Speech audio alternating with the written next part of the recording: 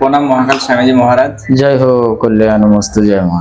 বলছি এই যে কালী পুজো হচ্ছে, কালী পুজোর আগের থেকে শুরু করে এখন অবধি যেভাবে এই যে ডিস্কো ড্যান্স বিভিন্ন রকমের মানে গান চালাচ্ছে স্পিকারে, লাউড স্পিকারে, এই তো আমরা শুনতে পাচ্ছি তো। যাই হোক, হ্যাঁ, সারা দিন রাত 24 ঘন্টা।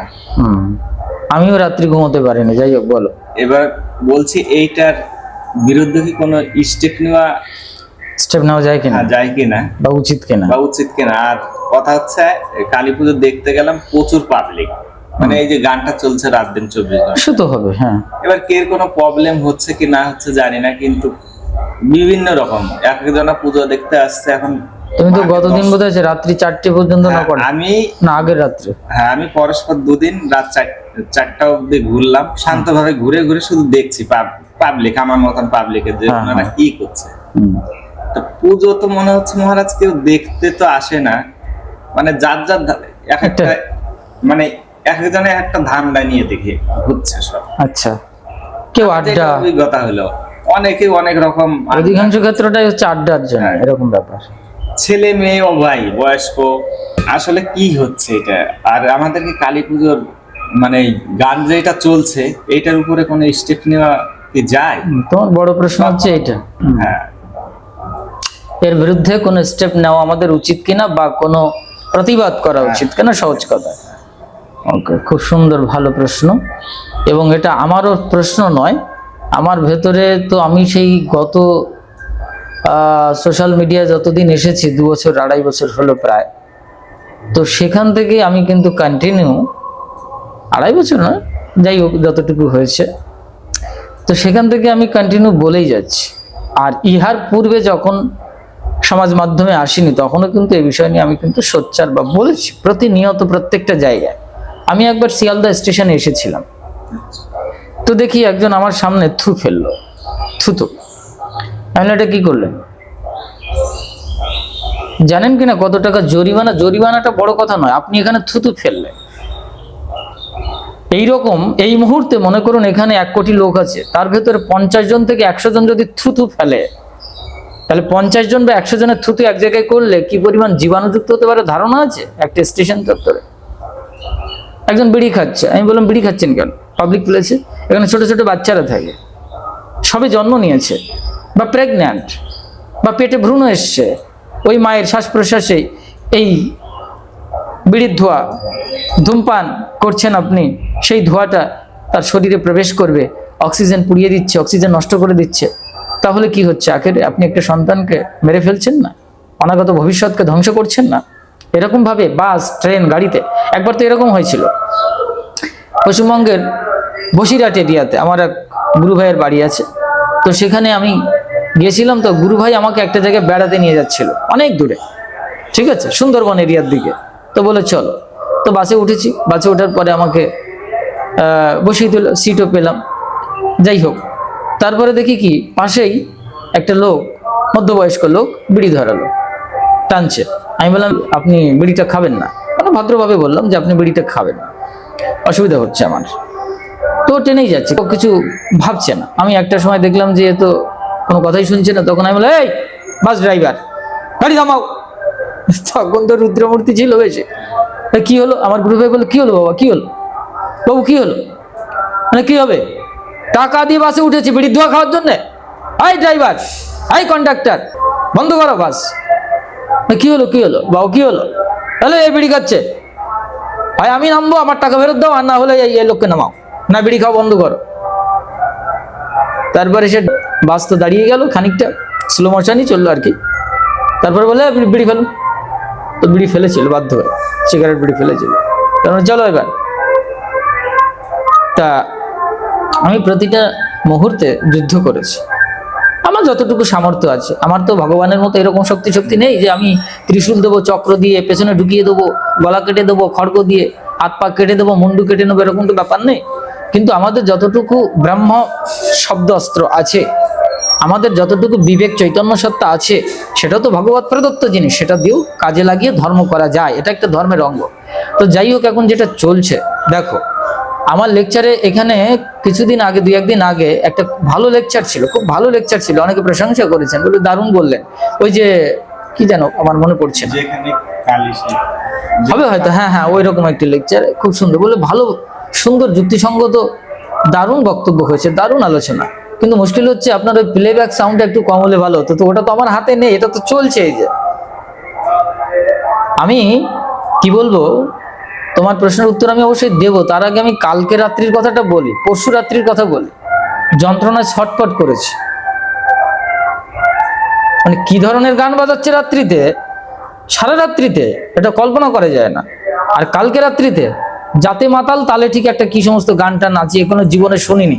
কালকে দেখলাম কি ধরনের বিকৃত গান বাজাচ্ছে রাত্রি 3:30, আমার রেকর্ডিং করা আছে, আমি একটা গান রেকর্ড করে রেখেছি, হ্যাঁ অডিওতে আমি রেকর্ড করে রেখেছি। এখন আমার দরজা জামা বন্ধ ছিল, আমি ওই রাত্রিতে আর খুলিনি, আমি যতটুকু শোনা যায় ওটা রেকর্ড করে রেখেছি, শুনলেই বোঝা যাবে কি বিকৃত একটা, মানে আরশোলার পায়ে কালি ছেড়ে দিলে যেমন সাদা পাতার উপরে একটা একটা বিকৃত বিশ্রী একটা রূপ তৈরি হবে না, ওই রকম গানের সুর, ছন্দ, শব্দ এই গান বাজাচ্ছে রাত্রি 3টের সময়, রাত্রি 12টার সময়। এটা ভাবা যায়? আমি রেকর্ড করে রেখেছি, রাত্রি জাস্ট 12টা 5:10 ভিতরে রেকর্ডটা আছে। তারপর আমি যন্ত্রণা ছটফট করছি, আমি ভাবছি কি যে আমার জন্য শুধু নয়, আমি ভাবছি এই সময় কত দুস্থ মানুষ আছে বলো, কত অসুস্থ বৃদ্ধা আছে না, আচ্ছা। তারা ঘুমোতে পারে না, কত মানুষ অনিদ্রায় জীবনযাপন করে, কত মানুষের শরীরে মানে কষ্ট, তারা রাত্রিতে একটু ঘুমোতে পারলে খুব ভালো হয়, কত ছোট ছোট বাচ্চারা আছে, কত প্রেগন্যান্ট আছে না, আচ্ছা কত অসুস্থ মায়েরা আছে। একটা ব্যক্তি, অসুস্থ ব্যক্তি যদি আজকে রাত্রিতে না ঘুমোতে পারে তাহলে তো এটা বড় মহাপরাধ। আমি এটা চিন্তা করলাম যে আমার কথা আমি ছেড়ে দিলাম, আমি সুস্থ মানুষ, ভগবান ভালো রেখেছেন, আগামীতে কেমন থাকবো বলা খুব কঠিন, মাথা তো ব্যথা করছে, বম বম করছে, মনে হচ্ছে ভূমিকম্প হচ্ছে, মানে এতটা সাউন্ড বক্স লাগিয়েছে না, রাত্রিতে নয় দিনেও বোঝা যাচ্ছে যে এরকম কাঁপছে ভূমিকম্পের মতো। ভালো কথা, কোনো অসুবিধা নেই, ডেসিবেলটা মেনটেন করতে পারছে না, কি করছে না, অন্তত রাত্রিটা বিশ্রাম দিতে পারতো। রাত্রি 10টার পরে যে এরপরে মানুষ ঘুমায়, বিশ্রামে যায়, কত সুস্থ অসুস্থ মানুষ আছে, কত মানুষ চাকরি করে ফেরে, হ্যাঁ সারাদিন ডিউটি করে রাত্রি 12টার সময় ফিরে তারপরে একটু ঘুমোতে যায়। আমি তো সাধারণ মানুষের জন্য ভেবেই আমি কালকে যন্ত্রণাদগ্ধ হলাম। তারপরে ভাবলাম এটা তো নরকে যাওয়ার পথ তৈরি করছে এরা, এ তো কালী পুজো হচ্ছে না, এটা নরকে যাওয়ার পথ তৈরি করছে। একটা মানুষকে যদি আঘাত দেওয়া হয়, বলছে বৈষ্ণব শাস্ত্রে আছে, বিষ্ণু পূজিয়াও যিনি প্রজা পীড়া করে, পূজা নিষ্ফলে যায় আর দুঃখে মরে। বিষ্ণু আর যোগমায়া, দুর্গা কালী একই তত্ত্ব, আলাদা কিছু নয়। কৃষ্ণ দুর্গা, কৃষ্ণ কালী একই তত্ত্ব। তাই সেই বিষ্ণুকে, সেই নারায়ণকে, কালীকে পূজা করেও যদি প্রজা পীড়া করে, মানে প্রজাদের পীড়া দেয়, যন্ত্রণা দেয়, তাহলে সেই পূজা কি হয়? নিষ্ফল হয়, কোনো পূজায় কাজ হয় না। আর কি হয়? দুঃখে মরে। এই যে দুঃখ মরছে, শোক।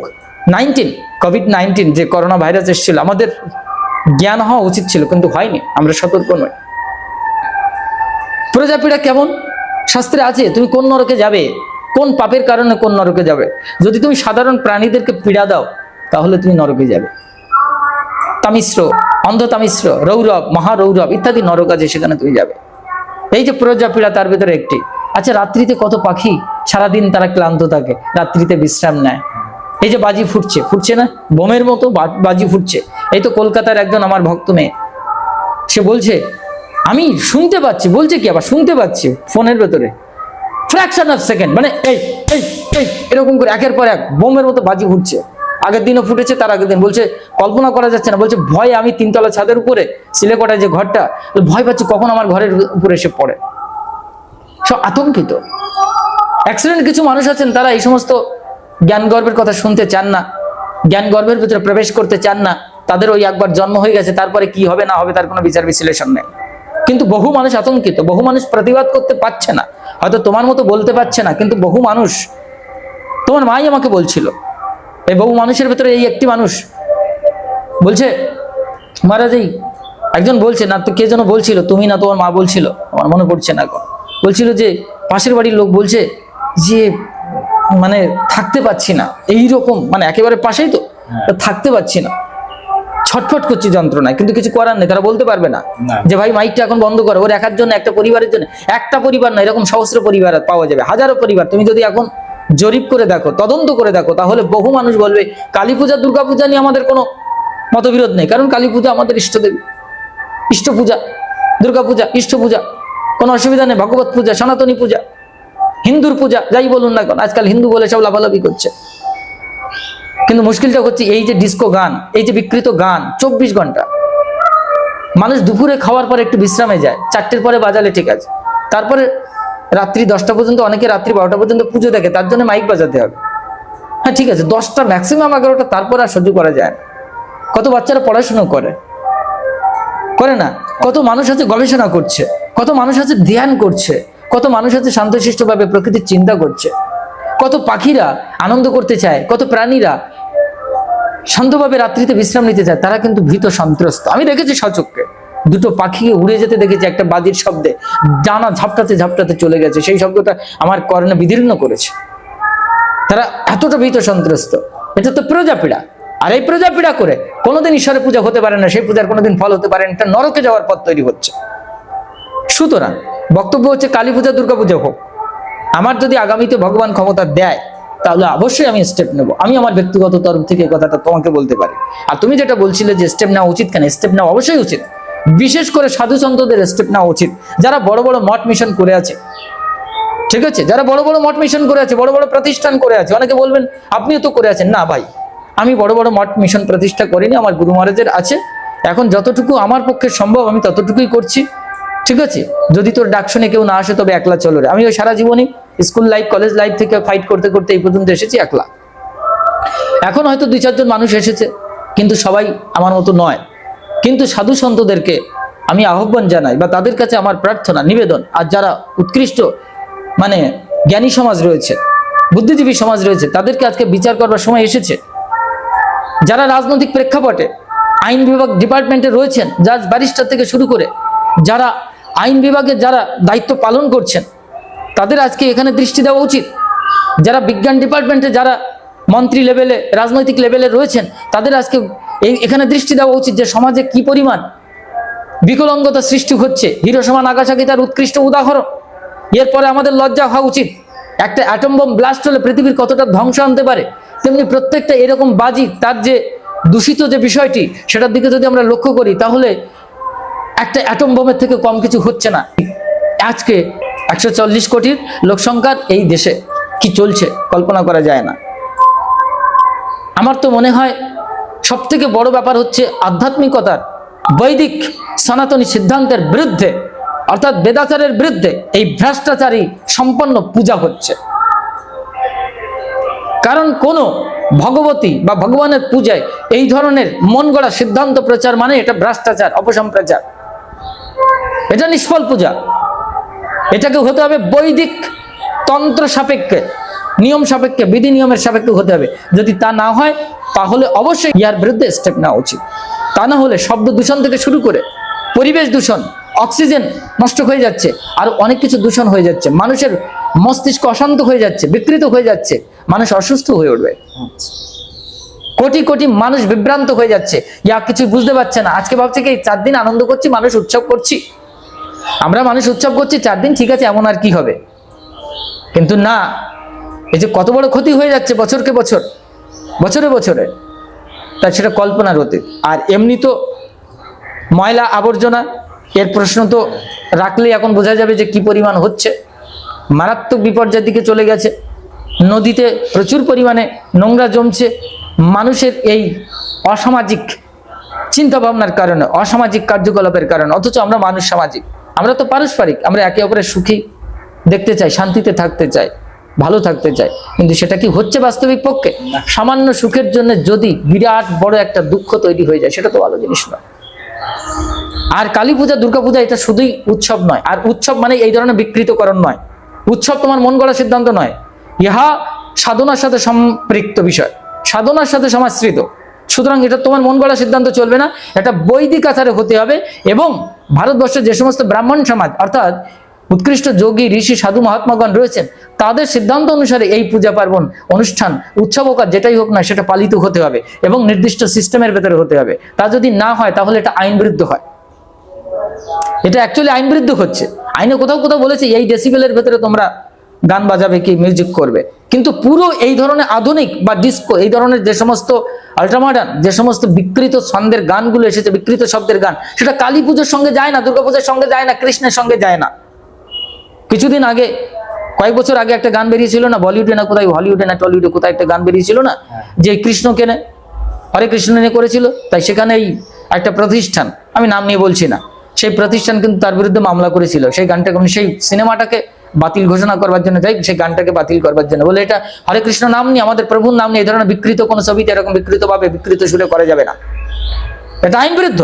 তো সুতরাং কালী পুজো দুর্গা পুজো যেটা হচ্ছে এটা আইন বিরুদ্ধ, এটা ভগবত বিরুদ্ধে, এটা সনাতনী বৈদিক আচারের বিরুদ্ধে, এটা হচ্ছে ভ্রষ্টাচার, অবৈদিক আচার। সুতরাং এর বিরুদ্ধে স্টেপ নেওয়া উচিত আইনগতভাবে এবং সামাজিক দৃষ্টিকোণ থেকে সবাইকে সতর্ক হতে হবে, ঠিক আছে। আর যেখানে অত্যধিক অসামাজিক আড়ম্বরতা, সেখানে আধ্যাত্মিকতার স্ফুরণ হতে পারে না।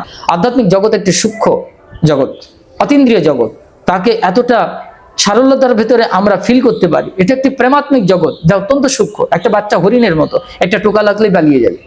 ধর্ম বা প্রেম বা ভগবত সত্তা বা সাধনা বা ধ্যান ধারণা এতটাই সূক্ষ্ম হয়, কিন্তু মানুষ আজকাল আমরা সাময়িক সুখের জন্য ভ্রষ্টাচারী হয়ে উঠেছি, ব্যভিচারী হয়ে উঠেছি, সদাচার সম্পন্ন নয়, বেদাচার সম্পন্ন নয়, আমাদের মন গড়া সিদ্ধান্ত নিয়ে মন গড়া ধর্ম করছে। এই মন গড়া ধর্মের সাথে কোনো আধ্যাত্মিকতার সম্পর্ক আছে বলে আমার মনে হয় না। তবে সৃষ্টির জগতে অবশ্য প্রকৃতির নিয়ম অনুসারে সবই কিছু হচ্ছে বটে, কিন্তু তারপরেও আমাদের ধর্ম এবং অধর্ম দুটো বিষয় আছে। যখন ভগবান শ্রীকৃষ্ণ অধর্মের বিরুদ্ধে যুদ্ধ করে সবাইকে হত্যা করেছিলেন, সেখানে কয়েক লক্ষ প্রাণীকে হত্যা করা হয়েছিল বাধ্য হয়ে, শুধুমাত্র ধর্ম স্থাপনের জন্য। তার মানে ধর্ম অনেক উৎকৃষ্ট বিষয়বস্তু, সেটা কল্পনার অতীত। আজকের মানুষ যারা যেটা করছে, কালী পূজা হোক দুর্গা পূজা হোক, সত্যি আমরা আমি ব্যক্তিগতভাবে তো অসুস্থ হয়ে পড়ছি। এইরকম আমি এরকম সিচুয়েশন আগে কখনো এরকম পড়িনি, এরকমই হচ্ছে কিন্তু এরকম সিচুয়েশনে পড়িনি, মাথা ফেটে যাচ্ছে এরকম একটা অবস্থা। বহু মানুষ হয়তো বলতে পারছে না, কিন্তু তারা আমার কথার সাক্ষ্য দেবেন বা আমার কথা সমর্থন করবেন, এটা বাস্তব। কিন্তু আমি কালী পূজা বা দুর্গাপূজার বিরুদ্ধে এরকম কিছু বলছি না। আমি বলছি যে কালী পূজা বা দুর্গাপূজা যে কোনো পূজার যে এই উৎসব নামক যে অনৈতিক অসামাজিক রীতিপদ্ধতি মন গড়া ধর্ম চালু হয়েছে, এটাকে বন্ধ করা উচিত। এটার বিরুদ্ধে আইনগতভাবে স্টেপ নেওয়া উচিত এবং এটা আমাদের সনাতনীয় সিদ্ধান্ত, সনাতনীয় অধিকার, এটা করতেই হবে। সে যে দেশের যে প্রান্তেরই হোক না কেন, ইয়ার বিরুদ্ধে স্টেপ নেওয়া উচিত, কারণ এটা সম্পূর্ণ অবৈদিক আচারের সিদ্ধান্ত। একান্তত সাধারণ মানুষের জন্য পুতুল পূজা একেবারেই নিষিদ্ধ বলা চলে। বৈদিক আচার, উপনিষদের সিদ্ধান্তে, বেদান্তের সিদ্ধান্তে কিন্তু পুতুল পূজা, ঠিক আছে, পুতুল পূজা, প্রতিমা পূজা সবাই অধিকারী না, বিগ্রহ পূজার অধিকারী না। যার ভেতরে আত্মসত্তার প্রকাশ ঘটেছে, প্রত্যেক বস্তুতে যিনি ব্রহ্মকে দর্শন করবার উপযুক্ত, তিনি একমাত্র বিষ্ণু বিগ্রহকে পূজা করবার অধিকারী। এটা বৈষ্ণবের সিদ্ধান্ত, চৈতন্য মহাপ্রভুর কথা বলছে, আমার কথা বলছে না। যারা পশ্চিমবঙ্গের এরিয়াতে রয়েছে, ভারতবর্ষের এরিয়াতে রয়েছে, যারা গৌরী বৈষ্ণব, তারা এটা ভালো করে জানে। সর্বভূতে শ্রী বিষ্ণু আছেন না জানিয়া বিষ্ণু পূজা করে অতি প্রাকৃত হইয়া। অতি প্রাকৃত মানে অতি জাগতিক পূজা। এটা সর্বভূতে শ্রী বিষ্ণু আছে, এটা না জানে যিনি পুজো করে, এটা না জেনে মানে যিনি জানেন না মানে একেবারে কিছুই জানেন না।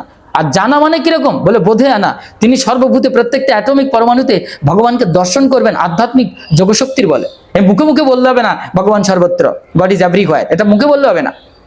ইয়া দেবী সর্বভূতেষু শক্তি রূপেণে সংস্থিতা, আমরা মন্ত্রে তন্ত্রে ওই মাইকে বাজাচ্ছি জোর করে, শক্তি রূপেণে সংস্থিতা, তিনি শক্তি রূপে বিরাজ করছেন প্রত্যেকটা ভূতের ভেতরে। এটা সাধক উপলব্ধি করবেন, প্রত্যেকটি অ্যাটমিক কণার ভেতরে জগন্মাতার লীলা খেলাটা কি করবেন, সাধনায় বা ধ্যানে বা সমাধিতে দর্শন করবেন। তিনি একমাত্র তখন ওই মাটির প্রতিমা, পাথরের প্রতিমা এটা ধরে তখন বলবেন হ্যাঁ এটা আমার মা। ইয়ার রহস্য আছে, অহংগ্র উপাসনা আর হচ্ছে প্রতিগ্র উপাসনা। তা সাধারণ জীবকে এটা বুঝতে হবে, সাধারণ সমাজের মানুষকে, সাধারণ সমাজের ভক্তকে বুঝতে হবে। সাধারণ পুতুল পূজা অবশ্যই করতে পারে, কিন্তু একটি সঠিক গাইড অনুসারে করতে হবে, গুরু পারম্পরিক গাইড অনুসারে। আমাদের ভারতীয় সনাতন সিদ্ধান্ত, যারা ভারতবর্ষে বাস করেন, যারা ভারতীয়, তাদের অবশ্যই জানা উচিত যে এটা হচ্ছে ঋষিদের দেশ, এটা দেবতাদের দেশ, এটা যোগী মহাত্মা অবতার পুরুষদের দেশ, এটা কৃষ্ণের দেশ, এটা রামচন্দ্রের দেশ, এটা ভগবান শিব শঙ্করের দেশ। সেখানে তারা যে কালচার সংস্কৃতি নিয়েছিলেন, সেই সংস্কৃতিতে আমাদের রক্ত প্রবাহিত হচ্ছে। আর সেখানে যদি আজকে বিকৃতকরণ, মন গড়া ধর্ম আমরা আজকে পালন করবার চেষ্টা করি, তাহলে সেটা হয়ে যায় অবৈদিক আচার, সেটা কিন্তু হয়ে যাবে শুধুমাত্র কাফের বা নাস্তিকদের পূজা হয়ে যাবে, যেটা বৈষ্ণবীয় সিদ্ধান্তে চৈতন্য মহাপ্রভু বারংবার এই কথাটা বলেছেন। আর আমাদের বেদান্ত সিদ্ধান্ত এটা উঠে এসেছে, ভগবান শ্রীকৃষ্ণ উত্তর গীতাতে পর্যন্ত এটা পরিষ্কার করে বলে দিয়েছেন যে যারা অত্যন্ত সর্বনিম্ন অধমাধম তারাই এই প্রতিমা পুজো করে। আমি দেখিয়ে দিতে পারি একেবারে অধমাধম মানে একেবারে নিকৃষ্ট। তাহলে কোন ব্যক্তি উৎকৃষ্ট হবেন এই বিগ্রহ পুজো করে? যিনি আত্মসত্তায় লীন হয়েছেন, যিনি শুদ্ধাচার করছেন, বেদাচার করছেন, এবং প্রত্যেকটা বস্তুতে এভরি গড ইজ এভরিহোয়ার, সর্বম খলিদম ব্রহ্ম, সর্বত্র ভগবান বিরাজিত, এই উপলব্ধির ভেতরে প্রবেশ করেছেন কঠোর তপস্যা বা সাধনার দ্বারা, গুরু পারম্পরিক ভাব দ্বারা দীক্ষিত হয়ে, দীক্ষাকরণের মাধ্যম দিয়ে শুদ্ধ হয়ে তিনি সেটাকে দর্শন করছেন। তারপরে তার কাছে এই বিগ্রহ তখন সাধারণ প্রতিমা থাকে না, তখন সেটা কাফের নাস্তিকের পূজা হয় না, সেটা তখন ভগবত পূজা অনুষ্ঠান হয়, সেটা অন্য বিষয়, সেটা ব্যাখ্যা করা এখন সম্ভব নয়। সুতরাং এই যে বাজছে, আমি একটু খানিকটা সময় সাইলেন্ট থাকি, এটা কালী পূজা কোন ধরনের গান বাজছে? এটা ফাজলাম না, মা কালীর বিগ্রহ প্রতিষ্ঠা করে তার সামনে এই গান বাজছে, এটা কি? এটা কি? এরকমই চলছে দিন রাত 24 ঘন্টা। এ তো ভালো লাগছে একটু, ভালো মানে না ভালো লাগার ভেতরে একটা ধরনের চলছে আর কি। রাত্রি যে গান বেজেছে, রেকর্ডিংটা শুনলে মানুষ পাগল হয়েছে, বলে এই গান কালী, মা কালীকে সামনে প্রতিষ্ঠা করে কোন ধরনের বেদাচারী মানুষ? এটা তো বেদাচারী না, বেয়াদবাচারী মানুষ, তারা এই গান বাজাতে পারে মা কালীর সামনে প্রতিষ্ঠা করে? আমরা তো মা কালীকে প্রতিষ্ঠা করে চিষ্টকে পূজা করছি কোন কারণে? মা তুমি দর্শন দাও, অসত মা সদ্গমায়া তমসমা আচতে ইতিগামায়া, মৃত্যুর মা মৃদঙ্গমায়া, অন্ধকার থেকে আলোতে নিয়ে এসো, অজ্ঞান থেকে আমাদের জ্ঞানে নিয়ে এসো, মৃত্যু থেকে আমাদের অমৃতের দিকে নিয়ে যাও। এই বেদান্ত উপনিষদের কথাগুলো সব মুছে যাচ্ছে, আর এখন মন গড়া ধর্ম পালন করলে কালী পুজো হবে নাকি? এটা কেলে পুজো হচ্ছে? সুতরাং ইয়ার বিরুদ্ধে আইনগতভাবে স্টেপ নেওয়া উচিত। এবং তোমার মতো মানুষ, তুমিও বুঝাও, আমরা বুঝাও, যতটুকু আমরা সোশ্যাল মিডিয়ার মাধ্যম দিয়ে মানুষের কাছে পৌঁছাতে পারি। জানি আমাদের বিরুদ্ধে, স্বয়ং আমার বিরুদ্ধে নানা ধরনের কুমন্তব্য আসতেই পারে, কিন্তু আমরা সনাতনী, এটা ভাবতে হবে। তুমি যে দেশে যে রাষ্ট্রেরই হও না কেন, তুমি সনাতনী, তুমি সনাতন, আদি থেকে ছিল, এখনো আছে, ভবিষ্যতে থাকবে। এই সনাতন আদর্শকে, বৈদিক আদর্শকে, আর্য সভ্যতাকে যারা, এই সিদ্ধান্তকে, ইতিহাসকে যারা জানেন এবং মানেন, বা এই সাধনা ধ্যান ধারণা গুরু পারম্পরিক ভাব দ্বারা, ঋষিদের গুরু পারম্পরিক ভাব দ্বারা যারা এসেছে, তাদের কাছে অবশ্যই এটা অনৈতিক, এবং তার বিরুদ্ধে তারা স্টেপ নেবে, তারা কোনো কিছুর জন্য ভয় পাবে না। আমার আগামীতে যদি ভগবান গুরুদেব কৃপা করেন, তাহলে অবশ্যই আমার মনে মনে আছে আমি কি ধরনের স্টেপ নেব। হ্যাঁ বলো বলো বলো। মহারাজ, আমার আর একটা কথা, এই যে কালী পূজার রাত্রে 2-3 দিন আমি ঘুরলাম সারা জায়গায়, যে তাই এর মধ্যে আমি দেখছি ছেলে বা মেয়ে, এদের মধ্যে 70% সব ড্রিঙ্ক করে আসছে। 70% ড্রিঙ্ক, ছেলে মেয়ে দুটোই? হ্যাঁ। এবার এই ডিস্কো ড্যান্স যদি না চালায়, তাহলে তো ওদের এনজয় হবে না। এবার এদের প্রতিবাদ করতে গেলে 70% লোকে, সাধারণ লোকের তো মানে, ইয়াং জেনারেশন তো পুরো আমার বিরুদ্ধে চলে যাবে, আমার তো যারা মালখোর মলখোর। হ্যাঁ, এবার এইভাবে যে ডিস্কো ড্যান্সটা চালাচ্ছে, এবার 70% থেকে 40% ড্যান্স করছে, এবার 60% লোক ওইটা দেখছে, ওই যে একটা মজা। এবার আমি যদি প্রতিবাদ করতে যাই, আমার ওইখানে তো তোমাকে একেবারে মধ্যে নিষ্পেষিত করে দেবে। আর একটা কথা আমি বলি, এই যে প্রশাসনের বিষয়টা যেটা বললেন, বাইক নিয়ে এখানে ওইখানে যাই, দেখি রাস্তায় দাঁড় করিয়ে ড্রিঙ্ক করেছে কিনা মেশিন দিয়ে ফু দেয়, হ্যাঁ, মানে বলে যে ফুক মারো ফুক মারো। তাহলে ওনারা যে এই যে এরকম পুজো হচ্ছে, আর এখন 70% লোক যে এরকম দারু খেয়ে বেড়াচ্ছে একটা কালী পূজার মধ্যে, তাহলে এইগুলো কাজে এই টাইমে যদি ওনারা যদি করে, তাহলে তো এইগুলো তো কমে যাবে। আমি তো বলছি এখানে যে অন্তর্নিহিত গুপ্ত রহস্য আছে, সেগুলো এখন বললে তো একেবারে মারাত্মকভাবে স্টেপ নেবে আমার বিরুদ্ধে, মারাত্মক। চ্যানেল চলবে কিনা সেটা নিয়ে এখন প্রশ্ন এসে যাবে, বলবে সমাজের বিরুদ্ধে কথা বলছেন, উনি ধর্মদ্রোহী, উনি ধর্মের বিরুদ্ধে কথা বলছেন, উনি উৎসব অর্থাৎ হিন্দুদের উৎসবের বিরুদ্ধে কথা বলছেন। এটা হিন্দুদের উৎসবের বিরুদ্ধে কথা বলা হচ্ছে, এটা বিকৃতকরণের বিরুদ্ধে কথা বলা হচ্ছে, বিকলাঙ্গ সমাজের বিরুদ্ধে কথা বলা হচ্ছে। আমরা সুশৃঙ্খল হতে চাই, আমরা বিকৃত বিকলাঙ্গ হতে চাই না। এটা তো এক ধরনের ক্ষুদ্র যুদ্ধ, এটা এক ধরনের তো ব্যক্তি জীবনের একটা ছোট ছোট একটা সংঘর্ষ। এটা তো হিরোশিমা নাগাসাকির মতো দ্বিতীয় বিশ্বযুদ্ধের, প্রথম বিশ্বযুদ্ধের মতো পরিস্থিতি তৈরি হয়ে গেছে।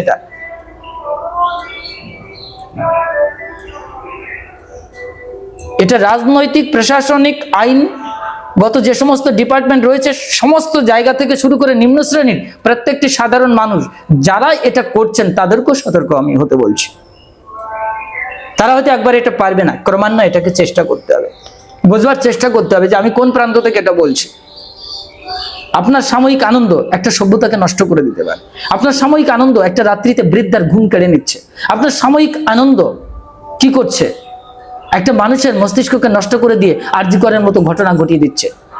অনেকে বলবেন যে সাধুদের ভেতরে এরকম জিনিস ঘটছে না, ঘটছে। কারণ সঠিক গাইড নেই, সঠিক আদর্শ নেই। সঠিক আদর্শ এবং সঠিক গাইড না থাকলে এই জিনিসই ঘটবে।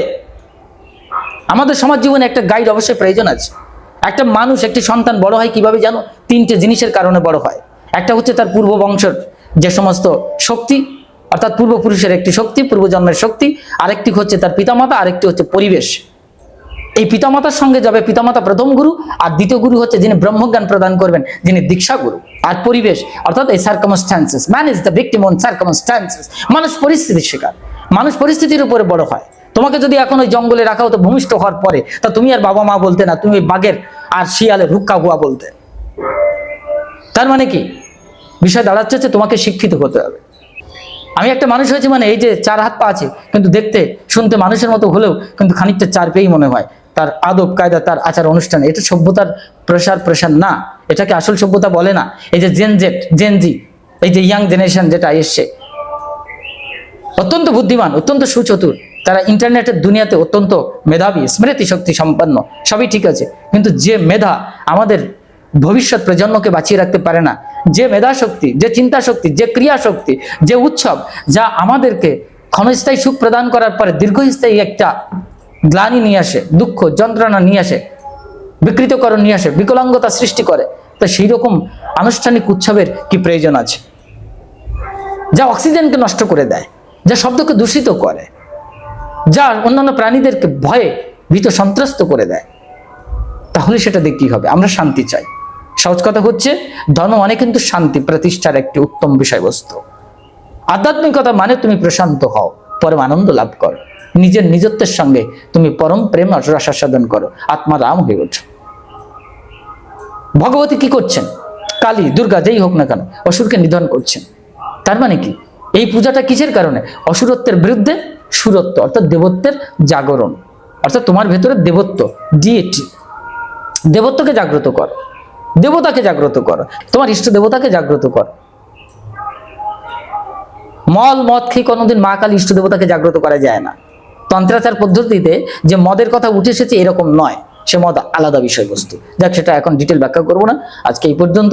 এই সমস্ত বিষয়ে কথা বলতে গেলে অনেক দূরে চলে যাবে। সহজ কথা হচ্ছে, আমরা অনৈতিক, অসামাজিক যে সমস্ত ব্যভিচার সম্পন্ন, ভ্রষ্টাচার, তার বিরুদ্ধে অবশ্যই আমাদের স্টেপ নিতে হবে, এবং আইনগতভাবে রাজনৈতিক প্রশাসনিক ডিপার্টমেন্টের থেকেও এর স্টেপ নিতে হবে। তা না হলে সমাজ একটা অদ্ভুত অন্ধকারের দিকে এগিয়ে যাচ্ছে। এটা বাস্তব সত্য। আজকে না মানতে পারলেও কালকে কিন্তু এটা আমার ঘাড়ে এসে পড়বে। আজকে হয়তো মনে হচ্ছে পাশের বাড়ির মেয়েটাকে ধর্ষণ করেছে, পাশের বাড়ির লোকটাকে হত্যা করেছে, কালকে আমার বাড়িতে ঘটবে। এগুলো কম বেশি এখন দেখা যায়, অ্যাভেলেবেল হয়ে গেছে। এখন টিভি মিডিয়াতে এগুলো মরণ, মৃত্যু, ধর্ষণ, এগুলো এখন অ্যাভেলেবেল। এগুলো আমাদের কাছে এখন চানাচুর মুড়ির মতো, খই মুরগির মতো। এটা মানে কি সাময়িক একটা সুখের জন্য বাদাম বাজার মতো খেলাম, ফেলে দিলাম, বাস একটা বিষয়। মানুষের চিন্তা শক্তি এতটা অগভীর হয়ে উঠেছে, এতটা পাতলা হয়ে উঠেছে, এতটা থিন, এতটা সংকীর্ণ, এটা ধর্ম হতে পারে না। সুতরাং ইয়ার বিরুদ্ধে আমাদেরকে যুদ্ধ করতে হবে, স্টেপ নিতে হবে, সবাইকে। জয় মা।